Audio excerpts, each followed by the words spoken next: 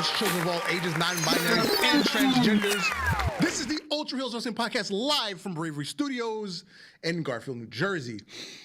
I am Dark Messiah 2.0. I am the... No, because I wanted to do the old intro, even though I know I need to do the new intro. Yeah, so I stumbled, and then the blast made me laugh. I'm Dr. Messiah 2.0. I am the mail boy and the CEO. And in case you didn't know, every time I come, it's time to go. Because your boy don't pillow talk with these hoes. And on the phone, as always, the OG, the triple OG of the Ultra Heelz. You know, it's your boy Alex the motherfucking Hill, a.k.a. the Stan Lee of podcasting, and also known as the leader of the Mr. McMahon group and the 205 Trash Ass Show. Also known as the Manosphere Chronicle of Crossface. You can find me on MySpace and OnlyFans and a little bit of everything that makes you happy. Newgrounds.com makes me happy. It does. I ain't gonna lie, it does make me happy as well. And that voice you hear is the man on the boards. J Kid. It's the franchise, aka Jay Kidowski, also a member of the Fuck Mr. McMahon Club, and I think that 205 is trash and it's ass. Yeah. Now, I know we're gonna talk about this later in the show, but do we need to add a fuck Shane McMahon club? Because apparently he's got a lot of heat. We'll get into it. We'll get into it. We'll see. But, you know. But we're going to kick off the show in our new fashion as we do. Yeah. The thirst traps of the week. We got a nice snack over here in Jordy and Grace. Yes. And then a fucking 3-course meal in Maurice. Fancy creep. Fancy. 3-course meal, remember. Yes. Only the finest. The only finest 5-star meals. She's like fine wine. She just grows better with age. Yes. Yes. Oh yes. As I was saying, once she pushed out them kids, she got even sexier. Well, that's a fine wine. Guess what? I need about 4 cases of that. Facts. Like, how do you do that? How do you get finer? And anybody that hates on the Miz, you clearly need to off yourself. Please, just end it for all of us. Yes, please. Sure, now I hate on the Miz right now because the more I look at the picture, the more I want that. Yo, word. It's kind of not. It's kind of hard to. The Miz is winning in life. That's all it is. He's a millionaire. He's got a hot wife. He's a cornball. But you've got money and a hot wife. You won.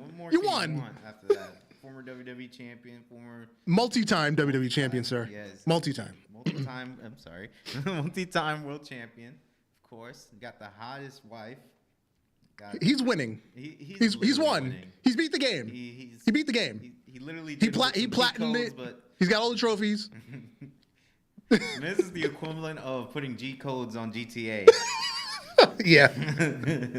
You got everything you want. Right. He's got limitless. Well, he doesn't have limitless money, but you know. I mean, in theory.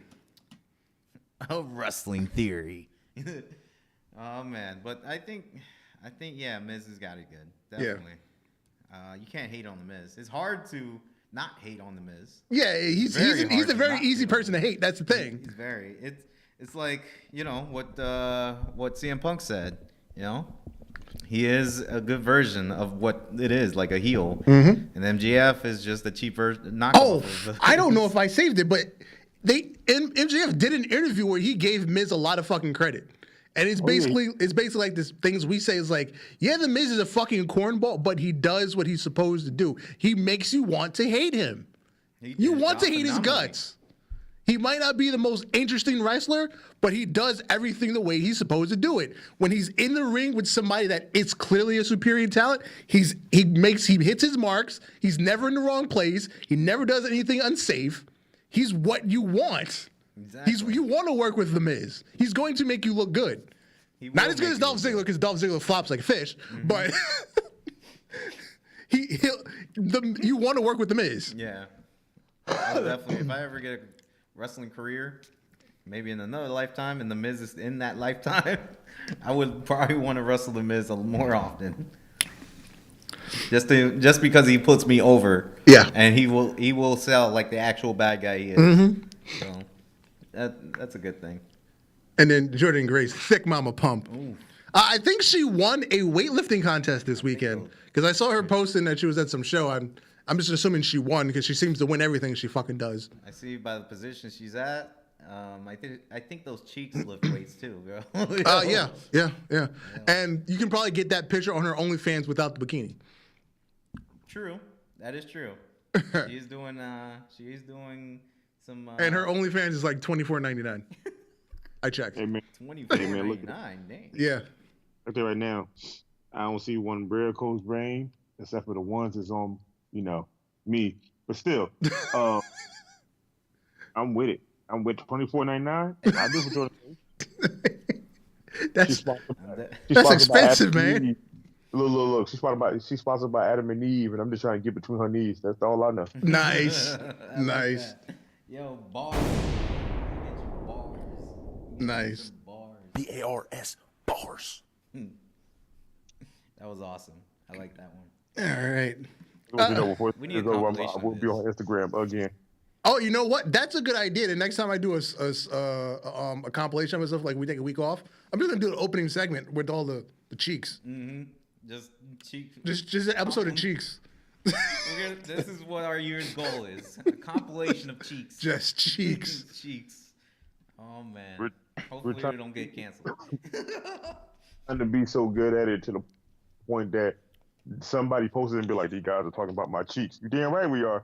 Go right, give us exposure. Matter of fact, you fuck around me. I might just send her this through her Twitter and just see what she said. Speaking of getting canceled, I think I got shadow banned on Instagram. Did you? Yeah, because I definitely got taken out of the algorithm. Because for like the last 2 months, we were doing some pretty decent numbers on Instagram. Yeah. And in like the last 2 weeks, it's not even getting shown to like more than 300 accounts. At one point, it was getting shown to like 5,000 to 6,000 accounts a day, and now it's under 500. Damn. So we definitely got taken out of the algorithm. So that's a shadow ban kind of thing. Just make another one. Just put the more in there. And see if that's the shadow ban. Who knows? Yeah. Who knows with technology a lot anymore? of people in there before. Yeah, who knows anymore? Yeah, who knows?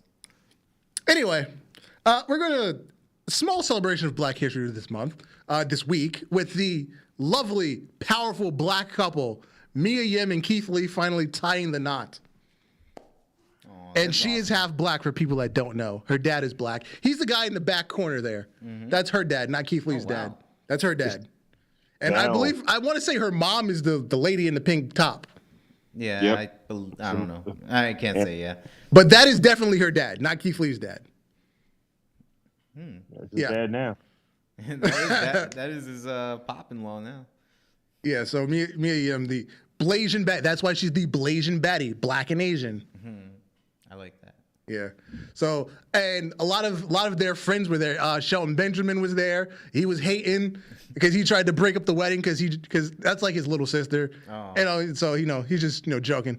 Who else was there? Cedric Alexander was there. Nice.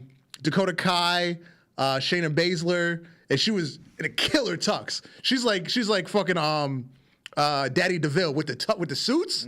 Both of them be killing in the suits. And who else? Said Dakota Kai was there. Tegan Knox, Jessamine Duke, Bray Wyatt. From NXT. Oh yeah, Bray Wyatt and JoJo were there. Oh really? Yeah. Yeah, they started to step out now and take photos, and Bray Wyatt looked like he the happiest man alive. I'm not even mad at the man. Yeah. So they had a nice grouping of pretty much the old NXT reunion. Yeah. Basically, it was NXT of 2020. Yes. Mm-hmm. Yes. Yeah, at 1.0. Black and gold. Black and gold. The Black and Gold brand, the Triple H era. The Triple H NXT era. Yeah. Man, that was sad though. But I heard, isn't there like a news for Triple H this week, right? I boggled up. Shawn Michaels has been promoted to Triple H's job. He's the only person not above Pritchard. He's the first person below Pritchard. Yeah, I believe so. Because who else but Shawn Michaels, right? Yeah. Yeah, it was bound to happen. And Road Dogg left, so it's just Shawn Michaels. And William Regal's gone. Regal is gone, and we all hate to see it, honestly. Yeah.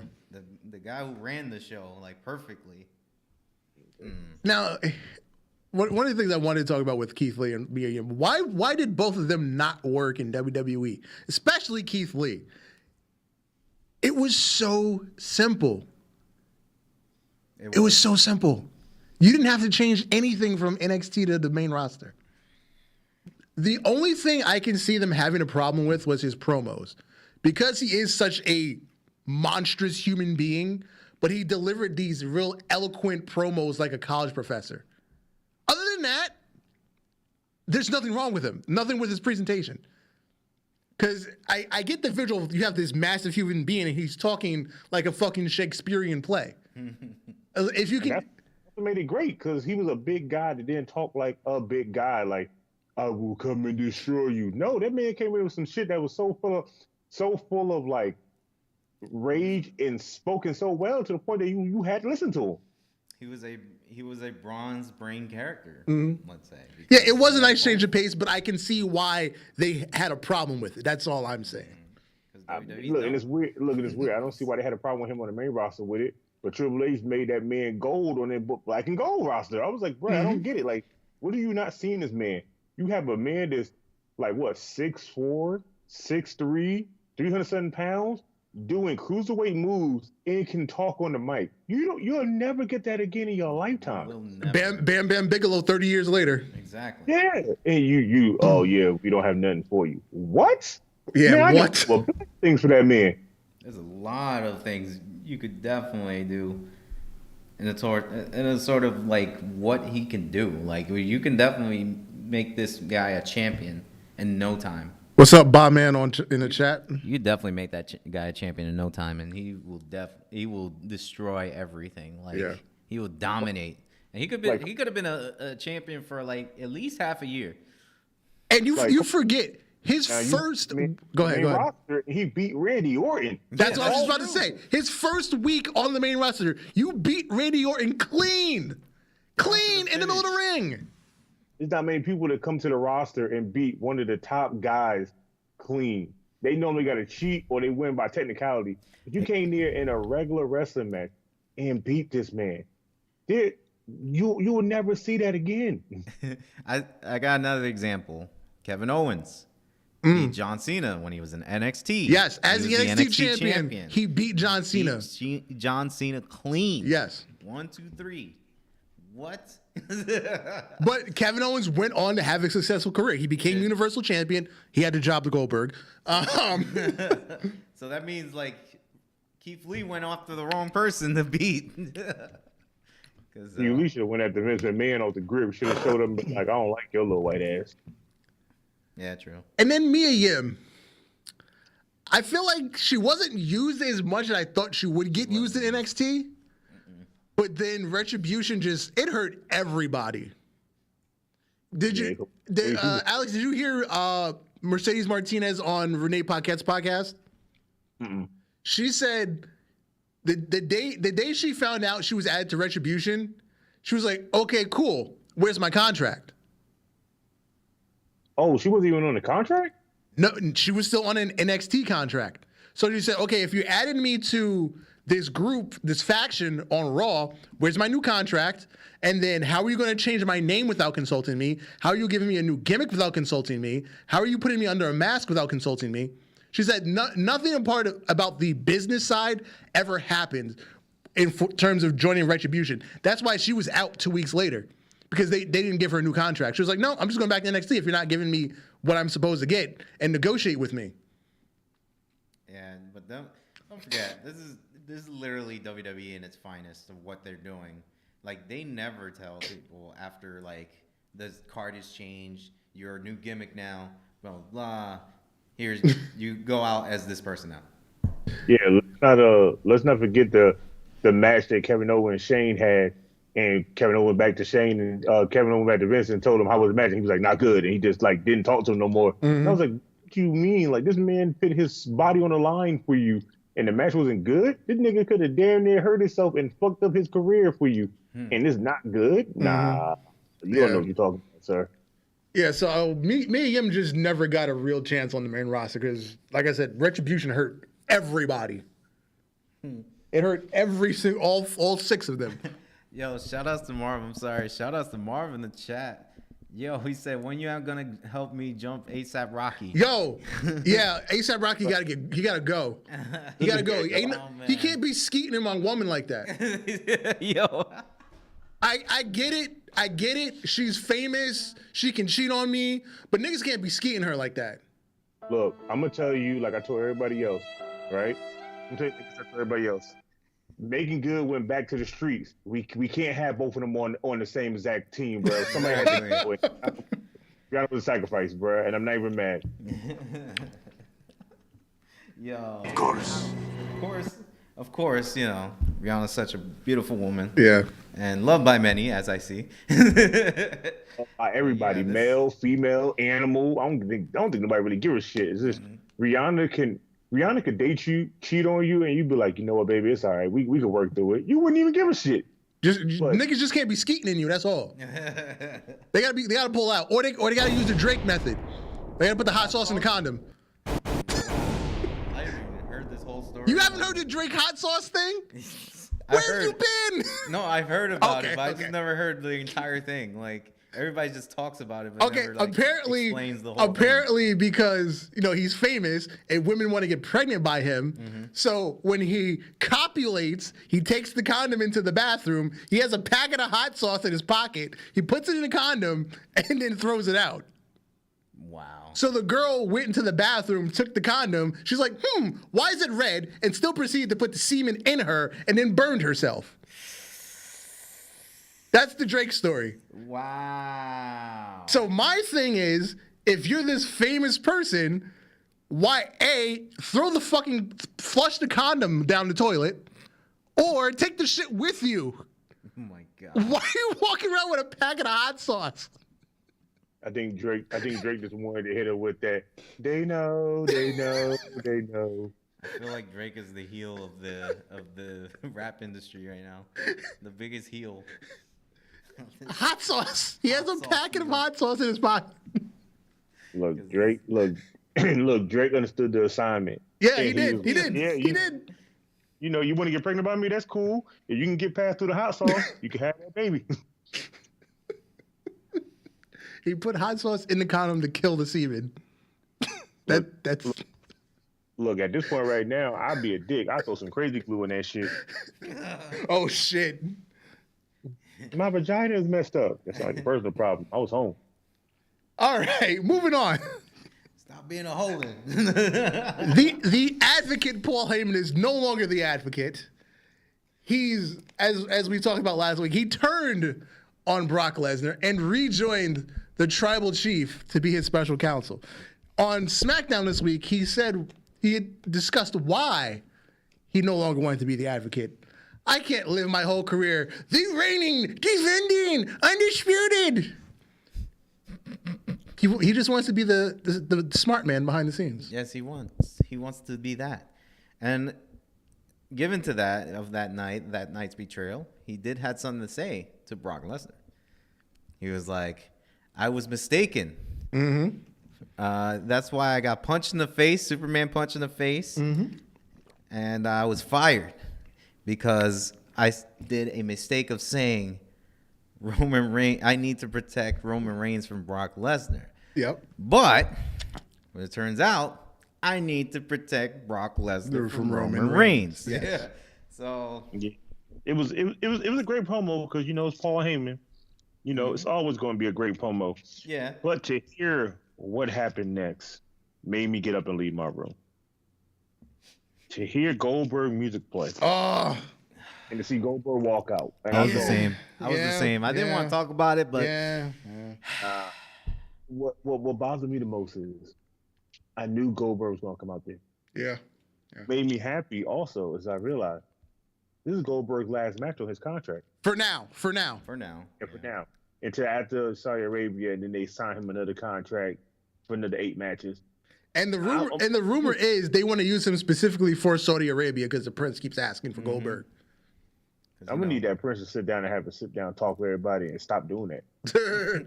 Stop bringing Undertaker back. Stop bringing all the old wrestlers that you've seen in the Shawn 90s. Michaels, Kane, Yeah, Triple H.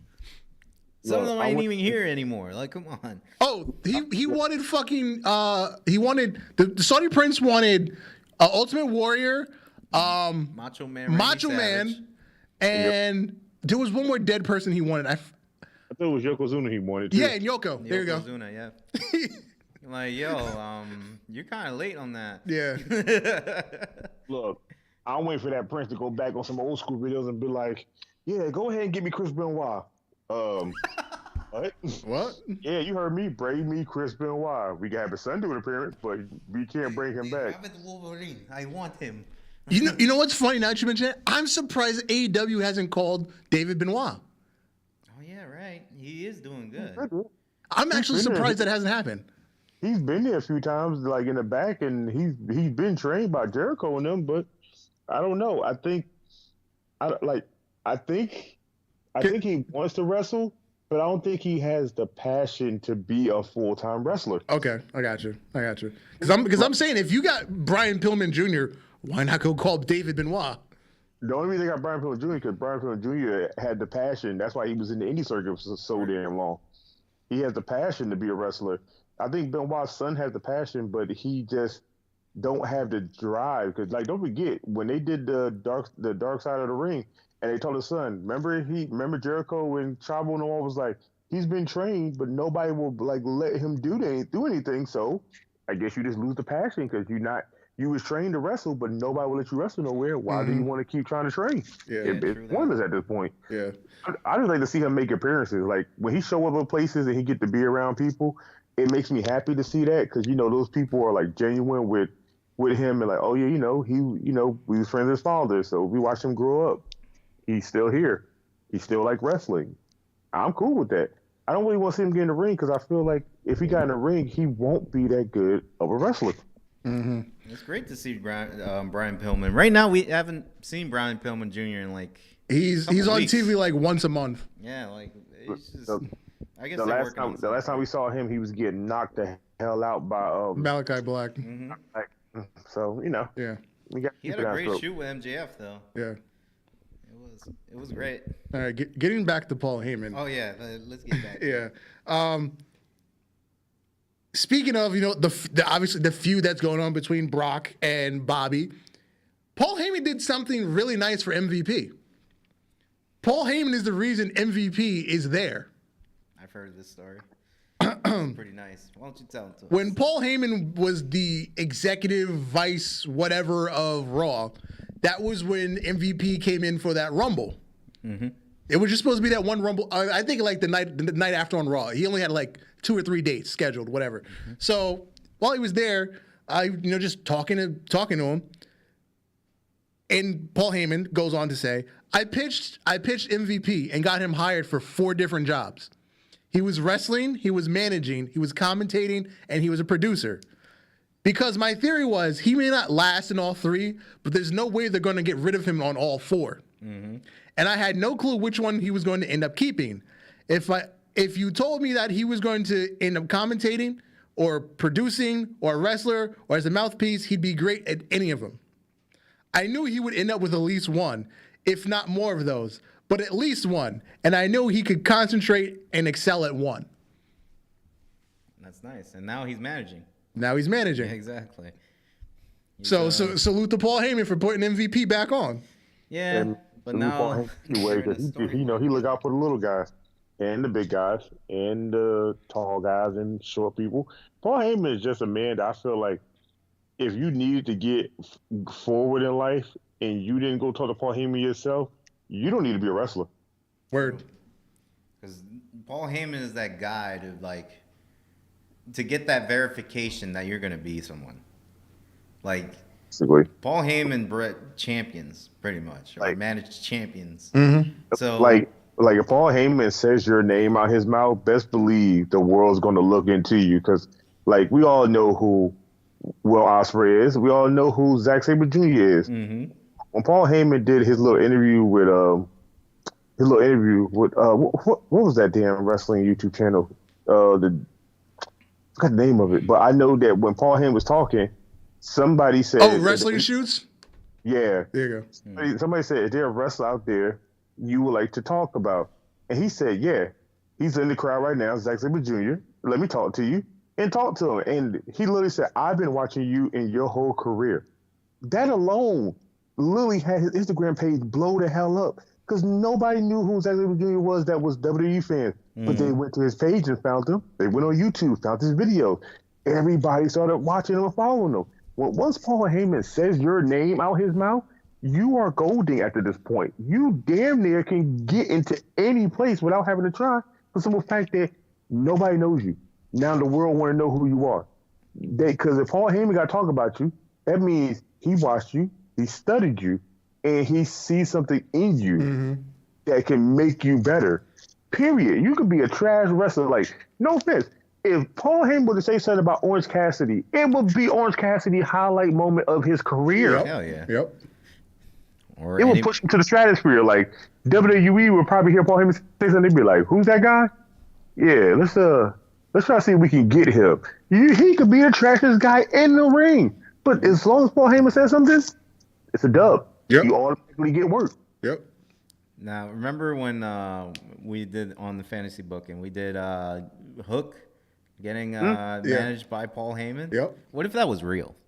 First of all, Paul Heyman was behind Hook. He would try to push Hook like he pushed Brock in the beginning. He had that man everywhere. Hell, he would push him like he did CM Punk. Yeah. He would push him to the stars and then beyond some. And the only thing that would leave is for everybody would want this man outside of the wrestling company. He would be wanted for everything. And he don't have to do shit. Simple. Yep. I don't understand how Paul Heyman has this much power without having to do a single fucking thing. Word. Saying words, man. Yep. Yep. Saying names, it gets you into the top. Word, like Heyman guy. So the rest of the business can say your name. Hulk Hogan can say your name. Ric Flair can say your name. Triple H can say your name. It's cool. It's cool to hear them say it. Nice to have, you know? Paul Heyman say your name. Now you are on a whole different level now. Now people are going to look at you like if Paul Heyman says something about you, it's something about you. Yep. Now we got to go invest and see who you are. Because I ain't gonna lie, Paul Heyman talked about a lot of things. Hell, he talked about that AEW that one day. And they was like, "Do you think AEW?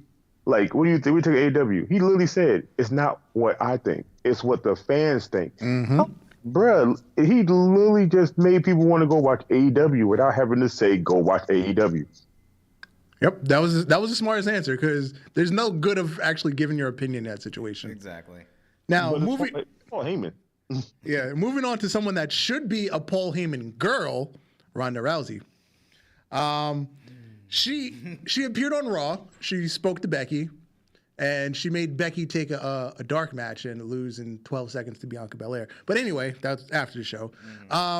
She then went on to SmackDown, and she chose Charlotte as her WrestleMania opponent.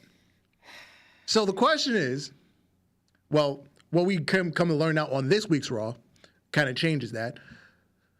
Does Becky get added to this match?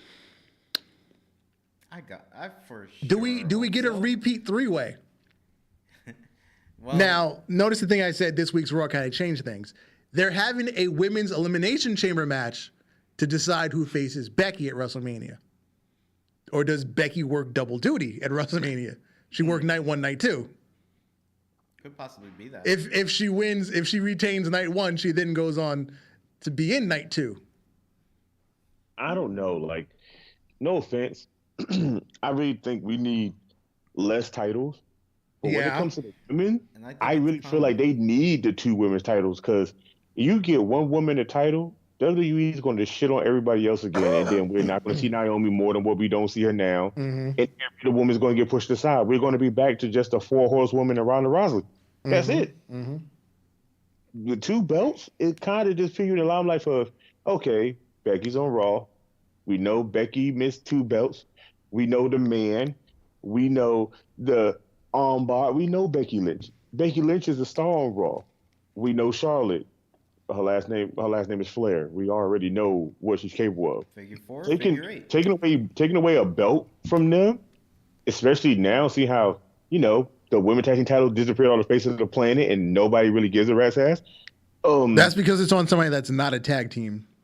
Yeah, like it makes no sense. You make these belts for people that had the opportunity, and then You fired all the tag teams. No, fired them and dismantled the ones that was good. Yeah.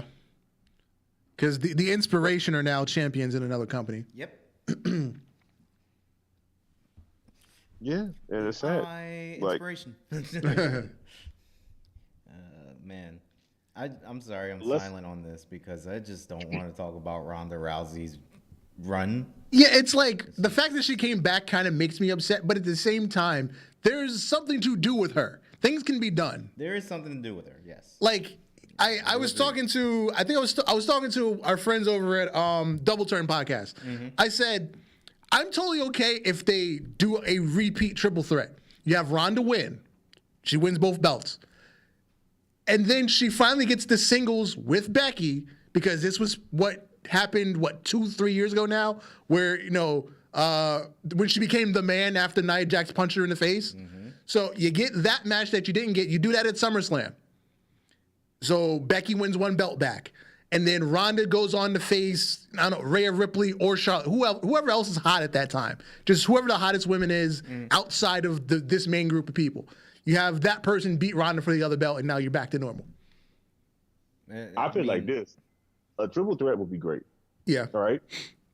But I don't want to see another rehash of that. Again, what I would like to see is a fatal four-way for both belts. Who's the fourth person? It can be Rhea Ripley. Okay. Because then you have two people that's part of the Four Horsewomen that's been in the ring doing this in front of our people. Mm-hmm. You have Rhea Ripley coming in from NXT to the main roster because ever since she came in and she won, she was hot. And then once they take the belt off her, she just been doing side shit that makes no sense. With the minute superhero. Yeah, because Molly Holly is always going to be the main superhero. Yeah, yeah. And then you have Ronda for revenge. You have two women with two belts and two women out to reclaim what they lost. They never got a chance to get back. Mm-hmm.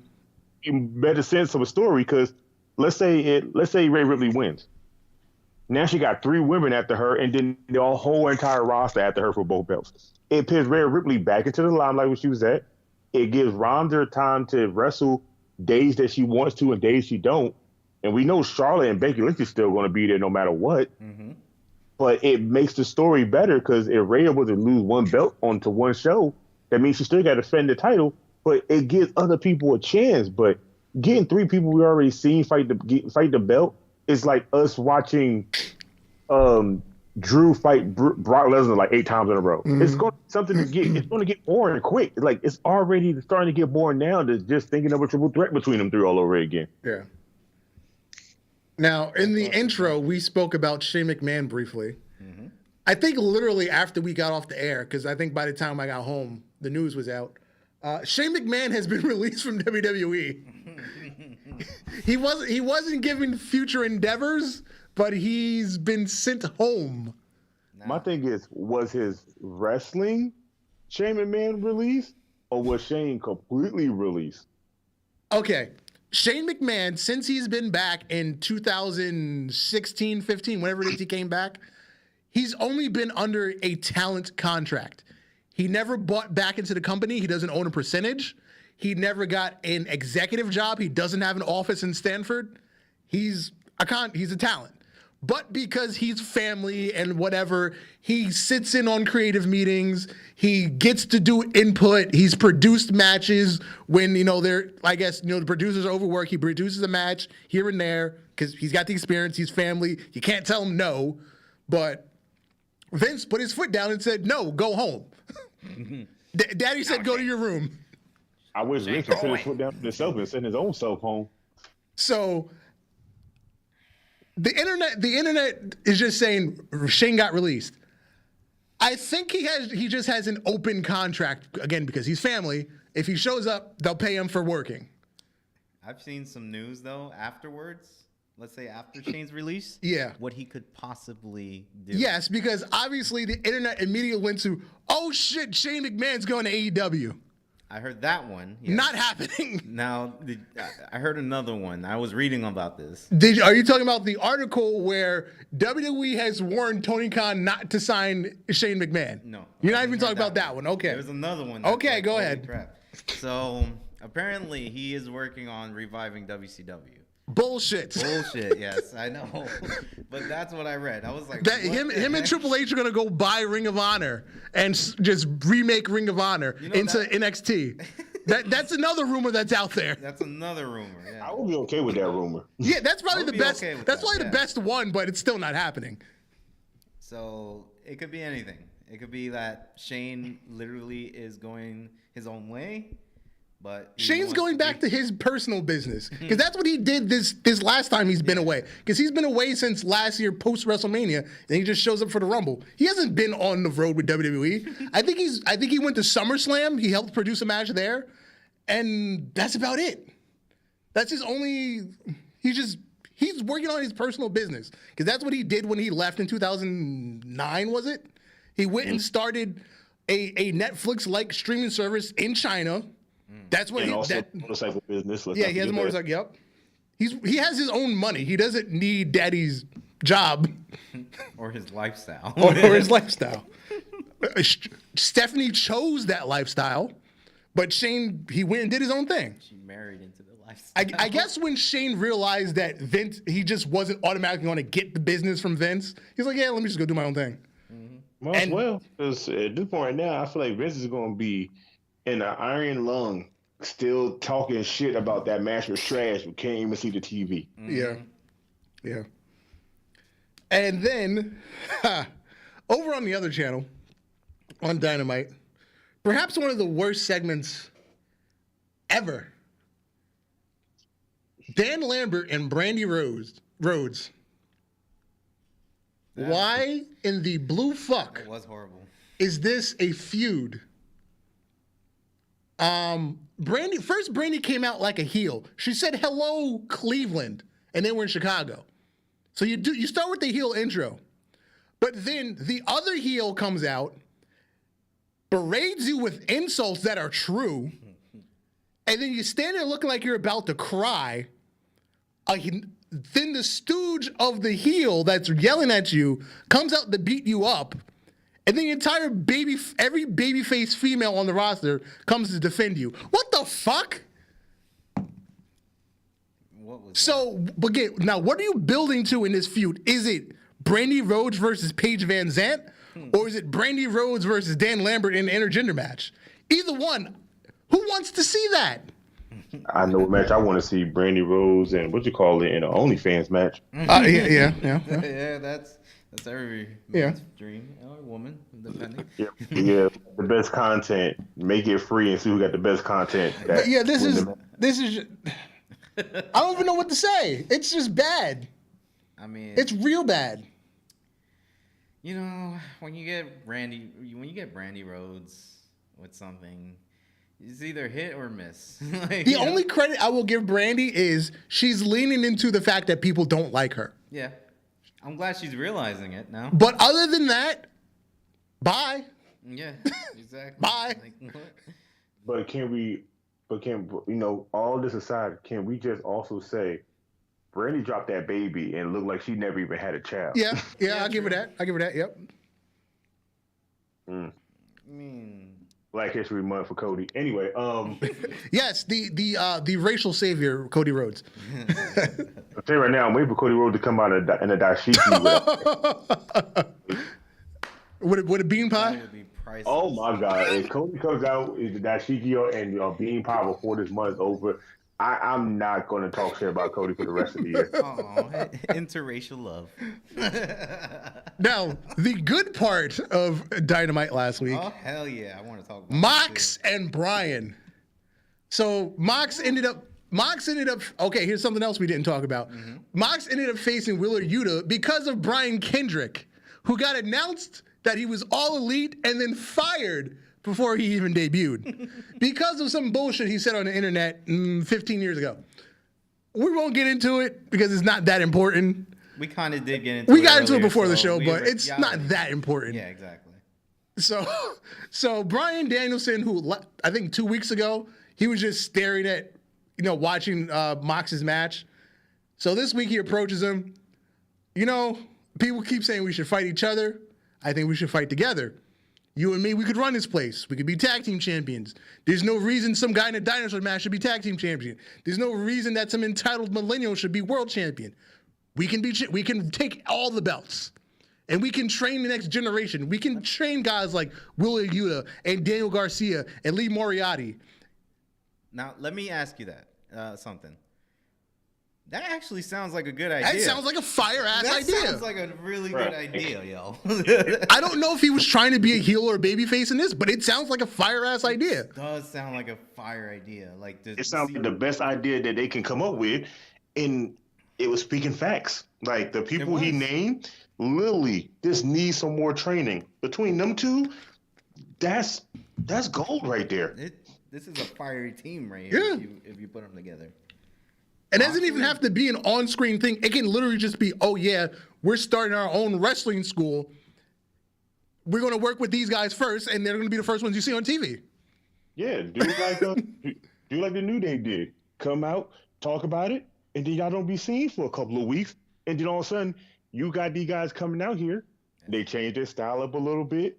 They doing some other things, and they're winning matches. It's going to have people like, wait a minute, who they've been training with. Mm-hmm. You're going to think back to this moment. And then you're going to be like, you know what? Maybe they was on to something. Just make a whole new faction of guys that are young, just hungry, and make them better. It's Daniel Bryan in that moment just made a small NXT just by talking and didn't even be I thought it was a fantastic idea. Fire idea. Now, you know what isn't a bad idea? Chris Jericho still running the Inner Circle. Now, I want to say about this time last year, Alex, you said you were sick of Chris Jericho, right? Yep. And I think a couple months later, I was like, you know what? I'm starting to agree with you. Why? Why are we having another Inner Circle team meeting? Because Jericho is the one creating tension in the group once again. Is this going to finally lead them to have Santana and Ortiz against somebody else in the group?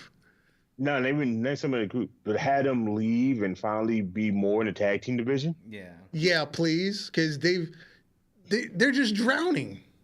What Sammy Guevara can do is them put on a good ass show with Cody, and he didn't have to.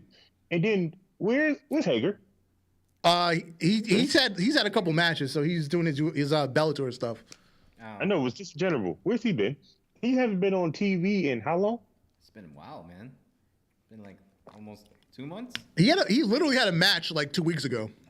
And I think before that was like November. So he's been on his Bellator gig. Oh, okay. Well, yeah, but they need to bring him back here. They need to kick him off, not kick him off, but break up the Inner Circle. Let them get their own single. Honestly, if they had just had a quiet breakup where we just didn't acknowledge anymore, that would have been perfect. I don't need a public storyline breakup. Just let it end. Just let it end. At this point now, I feel like we're going to have a team meeting that's going to lead into a musical segment of some vignettes, and then it's going to lead up to them just all give each other a hug and go in their separate ways. Yeah, whatever. Chris Jericho, to me, hasn't been relevant since he lost the AEW World Championship. He's been relevant. It's just that he's been relevant in the background where I wanted him to be. Mostly in the commentator's booth. Oh, I can't stand him on commentary. Please get him off of Rampage. Some nights I think about not watching Rampage because I don't want to hear him yelling. Oh, yeah. No. He doesn't commentate. He just yells. Yeah. Should bring Fozzy back so he can be gone for a bit. That's just the thing. Because of the AEW schedule. He can be on tour, go work a night for Dynamite, then go back on tour the next night. Hell, he'll go to the next night. He can just go and set his tour up around where AEW will be at. Yeah, he can do that. Hop over there, do some commentary, and then go back to the show. Yeah. What's up, Valador? He said, I second that OnlyFans match. Oh, yeah. Yeah. Yeah. I say that's like they should just go ahead and make a joint count and just go ahead and see who got the best content. I'll vote. Yeah. Vote a couple of dollars. Oh yeah, this was this actually happened. So yeah. Yes, the Brian Kendrick thing. He got hired and fired and never without even appearing. I guess we should have put it like a few stats. Wait, first of all, JK, you did that just perfectly. How fast you put it on screen, took it off, and how fast he got signed. Exactly. There you go. Yep. He gets another 2 seconds. There you go. Yep, there you go. That's gonna be the most time he spent in AEW on any kind of streaming service. Yeah. So tomorrow night on Dynamite, Adam Page is supposed to defend the AEW World Championship in a Texas death match in this brutal, ongoing feud with Lance Archer for the last 2 weeks. Like just started 2 weeks ago, and they make it seem like this feud has been happening since AEW started. Yeah, something like a Texas death match, a Hell in a Cell, War Games, a Lights Out match. These are supposed to be a type of rule matches where a feud is going on 5, 6 months, a year, 2 years. It's like it's a bit end all be all. Either somebody dies or this isn't going to end. And it's been 2 weeks, and they're already having a Texas death match. Yeah, true. Look, I'm just happy that Lance Archer finally get a damn world title Yes, shot. yes. Yeah, me too. Lance Archer's on TV. That's an accomplishment in That is itself. still, not only on TV, he's in the championship match, the world championship match. It's crazy. He deserves it. I'm with Daniel Bryan. Heyman Page is not a fighting champion because since he won the belt, how many matches has he had for his belt? The 2 against Bryan. That is it. That's That it. is all it. At Yep. this point right now, if you want to be, he got to take what Bryan said. Be a fighting champion. Fighting Lance Archer for the belt so quick in 2 weeks. Cool, whatever. But you still got a whole roster of men back there that also want that title, bro. You need to be a fighting champion. Because at this point right now, I haven't seen Dark Order in a while either. Mm-hmm. Well, weren't they fighting? What's it called? Oh no, Uno had a match against. Had a match, right? Was it Uno and MJF? No, Uno and Cole. Cole. Yeah. Uno and Cole. Yeah, Adam Cole. Yeah, but see how you said it? Uno. Where's Dark Order? They're not needed at the moment. That's basically what's going on. I don't see why not. As many factions that AEW got, motherfucker, when one nigga wrestles, you should have at least everybody there. That's true. Well, Hook fights alone. Meanwhile, Hobbs needs Starks and Starks need Hobbs. Yeah, because they're Death Triangle is always still together. Yeah. Now, shit, if Pac got a match by himself, fucking one of the members of the Death Triangle show up. Why the fuck is nobody else from Dark Order? Yeah, Death Triangle. Where's Penta and all these fuckers at? Yeah. Oh, I forgot they doing toy hunts with this dude that's on AEW. I forgot watch his YouTube channel. Mm-hmm. Moving over to Ring of Honor. They have announced their Hall of Fame. The first inductees, which were announced last week, them boys on that chicken farm in Delaware, trying to fight FTR, but FTR shook. They hiding behind Papa Tony. The Briscoes. as they deserve to be in Some this. good old boy to throw the N-word around when they home alone. I know they do. And yesterday, the second inductee was announced, which is the American Dragon, Bryan Danielson. Which we were just talking about. Yes. Now, other people that should definitely go in this first grouping. I'm surprised Jay Lethal wasn't number 2. No, nothing against Bryan Danielson, but I'm surprised Jay Lethal wasn't number 2. To be honest, he wasn't number 1. Yeah, I can argue for him for number 1 also. I I'm think. surprised he was number 1, but so fact he was there all the way to the end. Yeah. Yeah, true. Yeah.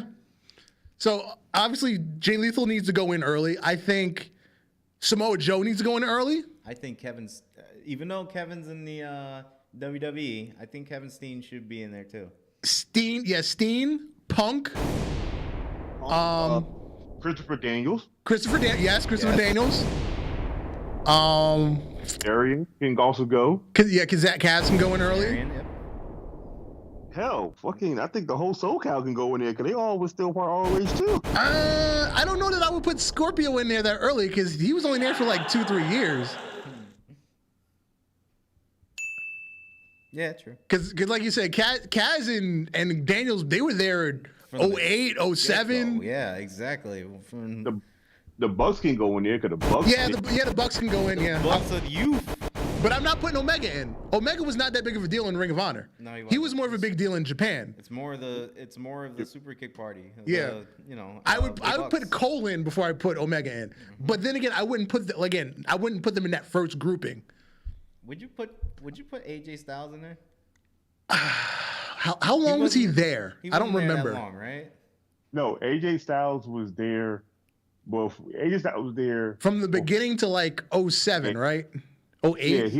Yeah, he was there right before TNA, and then he left and went to New Japan and came back and did some more matches there, and then went back to TNA again before he left, and then went on a small hiatus and then showed up at the Rumble. So he went back multiple times, but he's also one. Yeah, of the I'd probably put him like in the second group because he's obviously a big deal in the history of Ring of Honor. But I wouldn't say he's like one of the top guys. So what about Matt Hardy? Matt, I'd probably save him for Later on. All right. But Like, definitely somebody that should be in. Like I say him like group 3. I save him in Jeff for group 3. Yeah. Because they were there for a bit too. Yeah. They were definitely there for a bit. But yeah, definitely Lethal, Samoa Joe, Punk, Daniels, and Kaz. Those type of people need to be in early. Super early. Yeah.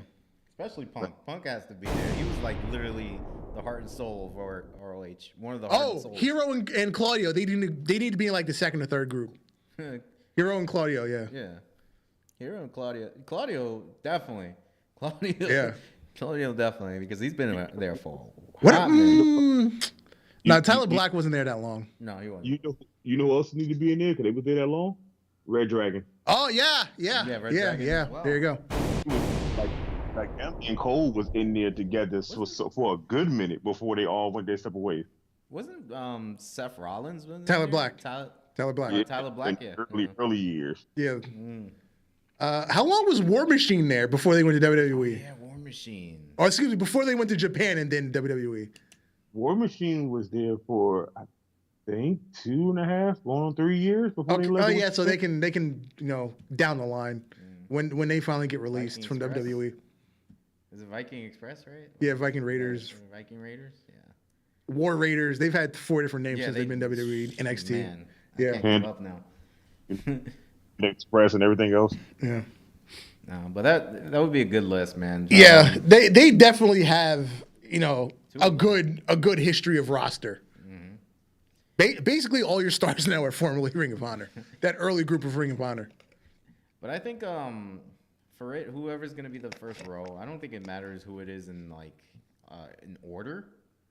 I mean, it could be. I'm just saying for that first group because the first class of the Ring of Hall of Fame kind of it makes you stand out because it is over time who had the biggest impact on the company. And those are the people that should be in first. So again, Lethal, I meant Lethal Joe. The first row shouldn't be it depend whoever they choose in that first row. Yeah. It's it shouldn't be in order. No, yeah, I'm not. No, I think it's just they're just announcing people every couple of weeks until I think they're doing it in either June or July when they have their Best in the World pay-per-view. I think that's when they're going to announce the actual Hall of Fame thing. Oh, all right. I really feel like ROH, if they're going to do it, don't do it like how WWE do it, where they go get all these legends and then they get that one person that's still alive. I feel like AEW should do it. I feel like AEW, I feel like ROH, and I feel like any other company going forward, if they're going to have a Hall of Fame, you do it by the people that showed up, didn't have to do a damn thing, but their name is known all over the world. Absolutely. Like the Briscoes are known, but not all over the world. Like they're known a little bit in New Japan, they're known ROH here in the States, but still people that are wrestling fans don't really know who the hell they are. Daniel Bryanson? Yes. Yep. Because, they're NXT, WWE. Seth Rollins, same thing. Hell, Cesaro, same thing. Christopher Daniels, AJ, all Punk. these guys was there in the very beginning when ROH was the hottest thing to talk about. ROH was our replacement for ECW. It was the hottest thing for these guys to not have the biggest arenas, the fancy equipment, pyro. All these guys had was music, a little Titantron of vignette that wasn't even like their match. It was just like them standing still with music playing. And they wrestled in places like NXT where the spotlight only was on the ring and the rest of the arena was dark. To be honest, it looked like they wrestled in the same arena every night, even though they was traveling at one point. Yep. Let's jump into Ultra Fantasy Booking before we run out of time. Last week was Warzone, and we kicked the night off. Paul Heyman and Brock Lesnar storm out to the ring. Ladies and gentlemen, actually, you know what? Shane, you give 5 seconds to get your ass to the ring and explain why Brock Lesnar is not the world champion. And we wait. And we wait. Shane's music hits. And we wait. And no Shane. Shane, what happens next? Just remember, the blood is on your hands. And that's not a prediction. You know the rest. Match 1. Jordynne Grace taking on Piper Niven. And the winner is Jordynne Grace. I voted on OnlyFans page, baby. that. You know it. Next up, the House of Black taking on the B Team. Go, go, go. Of course, this was a squash match, and House of Black whooped that ass. Oh, yeah, definitely. Not even close. Not even close. It wasn't.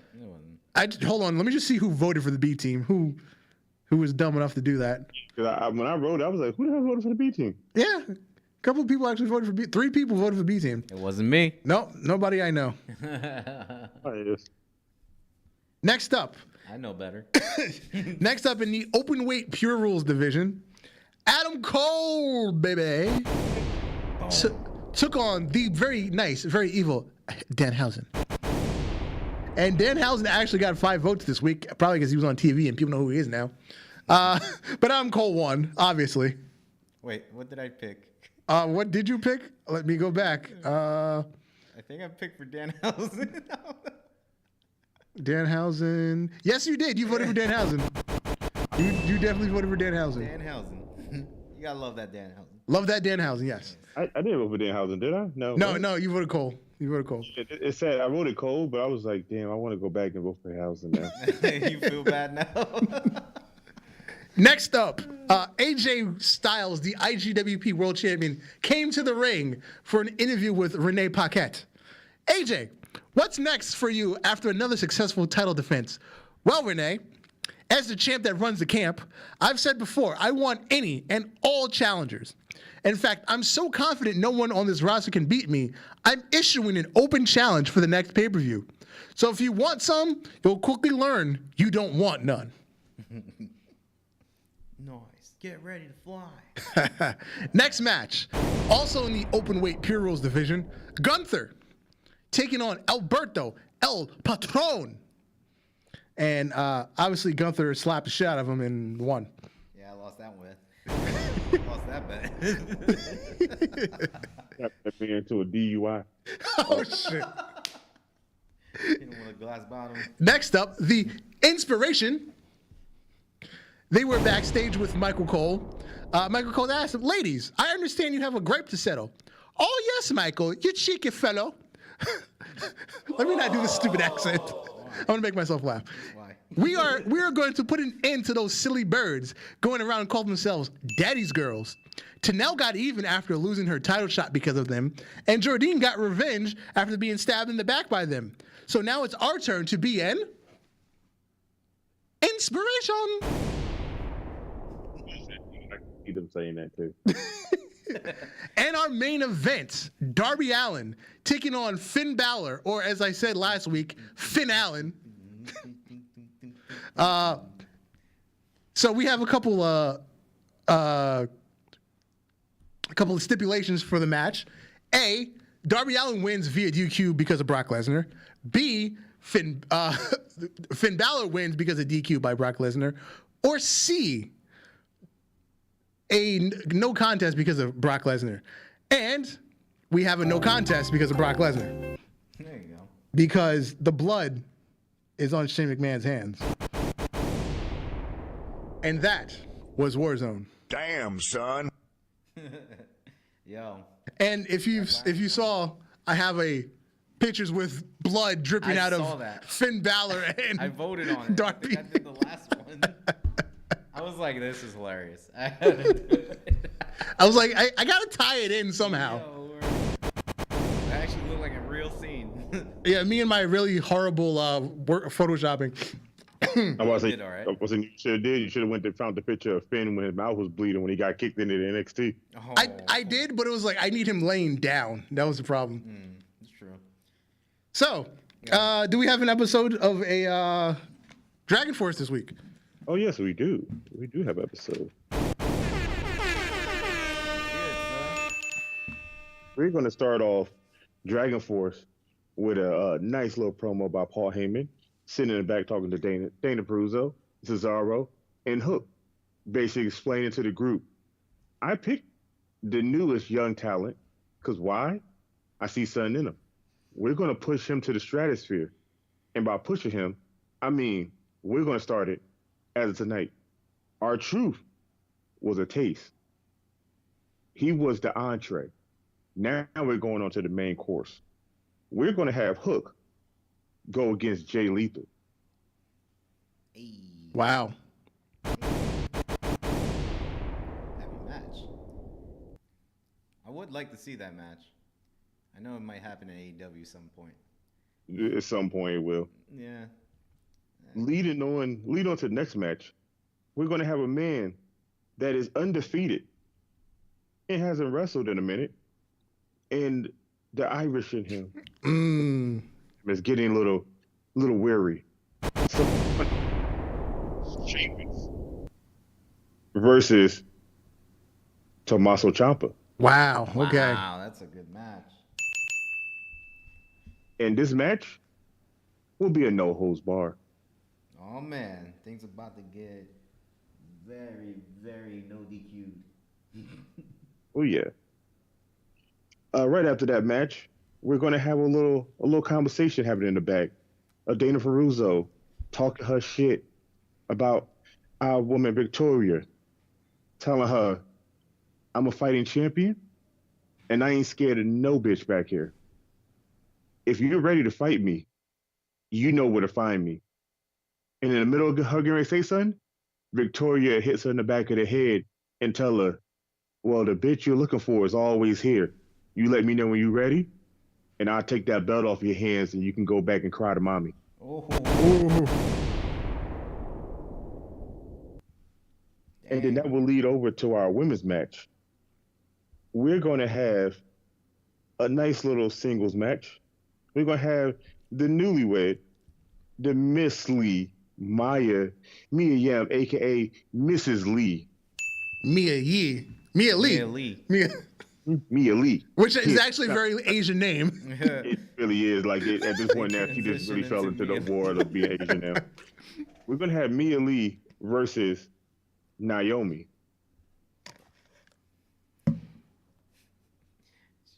She went from one Asian name to another. Mia Yim to Mia Lee. Well, it's a good improvement. I think we're going to end this with a nice little match. Because see how the Royal Rumble filled me with joy with the women's match. And Darby, you know I'm going to go with this. Okay. Uh-oh. We're going to have a nice little match. We're going to have the North go against my boys.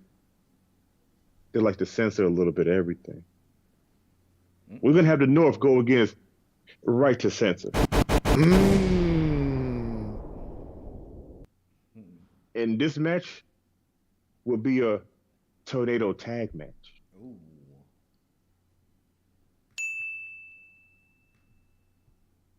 Nice. And to show off with that. All right. So we got Hook and Lethal. We got Sheamus and Ciampa. We got Mia Yim and Naomi. and the North versus Right to Censor. And that will be Dragon Force to be voted on next Monday afternoon. Yeah. And one star-studded event. Hey man, look, we getting good at this. I'm telling you, with that 2K drop, That's gonna be it. gonna have some voting to do, and maybe they might get a match or two to see. This is gonna be dope. Yo, we probably need some footages of some of those simulations, but not like the whole thing, of course, like the ending of it. Let's say. I'm about to say, look. First of all, I got pictures of almost everybody that's on my roster, a good front face, side face, and most of the outfits. I'm already ready to sit down and start making characters. Oh man, get your OBS ready. And that is our show for this evening.